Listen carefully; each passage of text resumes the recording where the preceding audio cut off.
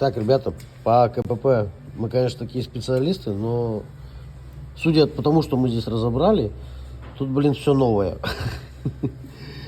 Вот здесь пружина стоит, здесь болт вот ее крепит, натягивает.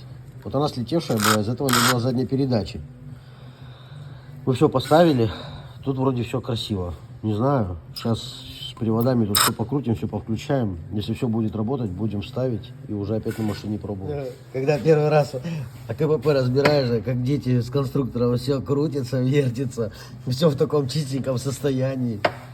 Еще бы понимать, что это